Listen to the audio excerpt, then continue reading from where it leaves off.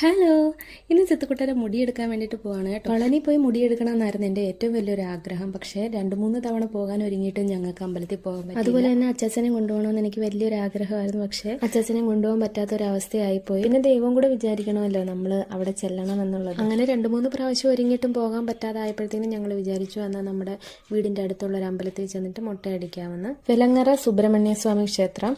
സത്യത്തിൽ സിദ്ധുകുട്ടൻ ഭയങ്കരമായിട്ട് കരയുമെന്നൊക്കെയായിരുന്നു ഞങ്ങൾ വിചാരിച്ചിരുന്നത്. പക്ഷേ അവൻ ഒരു കുഴപ്പമില്ലായിരുന്നു. മുടി വെട്ടുന്ന സമയത്ത് ഒരു കരച്ചിൽ പോലും ഇല്ലായിരുന്നു. അതുകൊണ്ട് ഭയങ്കരമായിട്ട് സന്തോഷമായി. അങ്ങനെ മുടിയൊക്കെ എടുത്തിട്ട് കുഞ്ഞിനെ ഒരു കാവി മുണ്ട്, തോർത്ത് മുണ്ടൊക്കെ ഉടുപ്പിച്ച് എന്നിട്ട് കുഞ്ഞിൻ്റെ തലയിൽ ചന്ദനമൊക്കെ തേച്ച് കൊടുത്തിട്ട് അച്ഛനും മോനും കൂടെ കാവടി എടുത്തിട്ട് അമ്പലത്തിന് ചുറ്റും 3 പ്രാവശ്യം പ്രദക്ഷിണം വെക്കണം. അകത്തും പ്രദക്ഷിണം വെക്കണം. അങ്ങനെയെല്ലാം നല്ല രീതിയിൽ കഴിഞ്ഞോ ഞങ്ങളുടെ സിദ്ധുകുട്ടൻ്റെ മൊട്ടക്കുട്ടനായിട്ടുണ്ട്. പിന്നെ അമ്പലത്തിൽ നിന്ന് പഞ്ചാമൃതവും പായസവും ഒക്കെ തന്നിട്ടുണ്ടായിരുന്നു പ്രസാദമായി. അപ്പോൾ ഇന്നത്തെ വീഡിയോ ഇത്രയേ ഉള്ളൂ. അപ്പോൾ എല്ലാവർക്കും ഓക്കെ.